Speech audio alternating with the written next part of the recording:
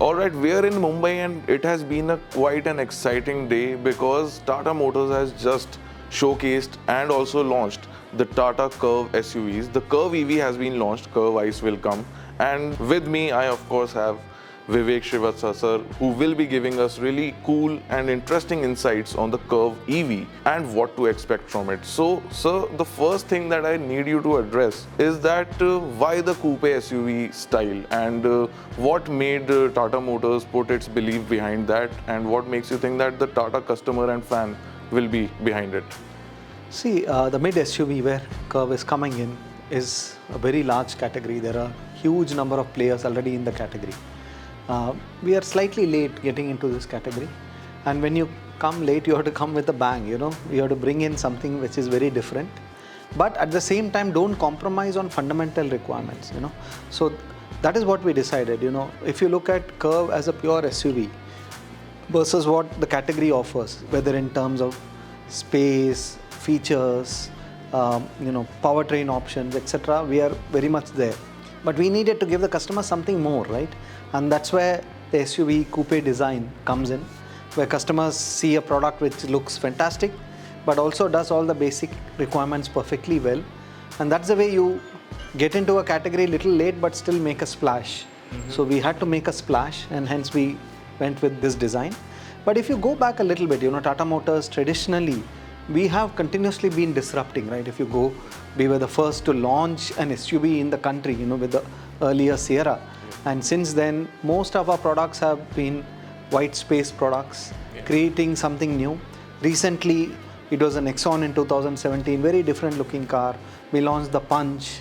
We were the first in the country to do the twin cylinder CNG, where suddenly boot space was available despite the car running on CNG. So we have always had this philosophy that if you want to get into a category, disrupt it. So Vivek ji, as we have been told that the Curvv was always destined to be an EV first, and the petrol and diesel versions are also going to be launched very soon. But you, if I were to ask you, what do you think personally? Do you think that after being in the EV, you would yearn for the ICE version? Or will it be completely opposite, that the people who will get to experience the petrol or diesel first will come to understand that this was actually a product that deserves to be an EV only? Because the feeling that I got when I saw the car, I sat inside it, especially in the EV model, I felt that this is it. Okay. This is the one that should be the Curvv. What is your thought on that? There are two different objectives. First is we have to enter the mid SUV space. But second and equally big objective is to grow the EV category. EV category has been stagnant for some time, and with Curvv, we take care of 2 or 3 big hurdles. First is range. With the Curvv, we have given a real world, of course the ARI certified range is 585 kilometers, but the real world range is 400 to 425. We have taken that initiative to openly share also that this is our internal data that we are sharing. And customers have always been telling us that you give us an EV which can run above 400, I'll buy it. So we achieved that. Second is, we've given price parity with ICE. So we think Curvv will expand the EV category.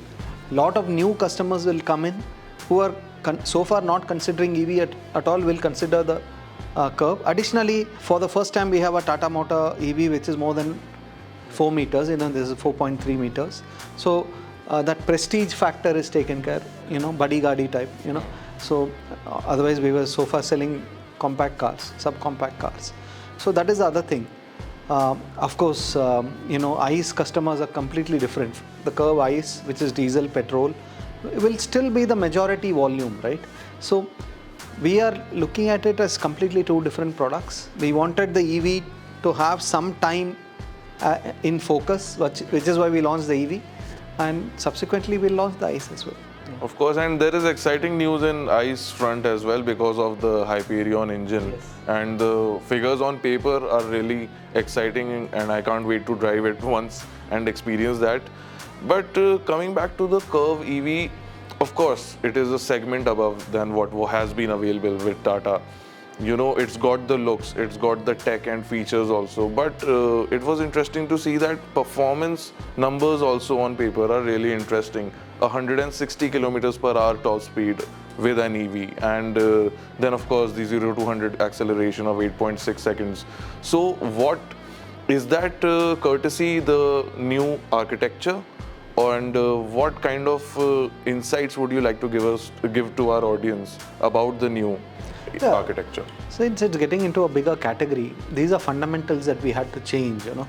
And EVs are, I mean, especially now on the pure EV platform, the active that we have, it is like pure EV platform is, you know, expandable to different sizes and performances. You know, it's like a gadget, you know, it's like a, you know, processor. You know, you can make it faster, slower, more efficient, etc. And that's how EVs work. So while a lot of aggregates are very similar to what is in Punch, we can dial up their performance, dial up their efficiency, increase the battery sizes. So that's what we have done, and that's what we mentioned when we launched Active, that this will power Curvv and maybe other products also in the future. And hence, since we are able to liberate more battery space, we can liberate more power from the motor also. And 160 kilometers is still limited by, electronically limited. It can theoretically do much better. But also the robustness of the platform is that it can manage that kind of performances safely, without, you know, having any issues on safety or, you know, lack of handling. Well, we all are certainly also excited to see the Harrier EV on the Acti EV platform and how that looks. And it's really interesting to see how versatile the entire platform is, even the Atlas platform. And one last question that I would trouble you with is that if it really gets a good response from Tata fans, would you consider going the coupe SUV route for the bigger SUVs, the flagship SUVs as well in the future? See, to be honest, when we launched the Nexon, it was supposed to be a coupe. Even though it's a smaller footprint, it had a sloping roof.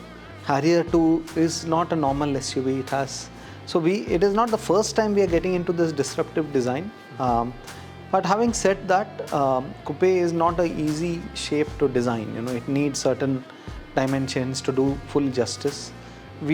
And Tata Motors, for Tata Motors, design is a very important aspect.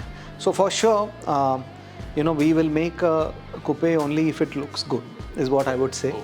We will not make a coupe which doesn't look good, but just because the market wants it, is the way I would. And you know, that is something really interesting because, okay, now we are having an entire influx of coupe SUVs, which are, you know, on the more affordable end of the spectrum. And from what I've seen coming in, hats off to the Tata design team, because the car looks proportional from every angle. And even the 18-inch wheels and the blacked out arch elements, everything is coming together really nicely. So congrats on that. And any parting viewpoints, concerns that you may have heard about the coupe SUV design that you would like to address for our audience? See, I think coupe, while the shape is coupe, like I said, it is aimed at everybody who is looking at a mid-size SUV. We call it an SUV plus. You know, you get all the features, all the performance parameters of a mid SUV. But in addition, you get a design which is going to make consumers look completely different and premium, you know, because coupe design is always seen as a premium. Internationally, coupe SUVs cost about 5 to 10% higher than the normal boxy SUVs. So we are actually getting a premium design into the mid SUV space. So it is an SUV plus. SUV attributes plus great design. Well, the Curvv certainly brings aspirational to the table of the mid-sized SUV segment. Thank you so much, Vivek sir, for talking to us. My pleasure. See you in the next one.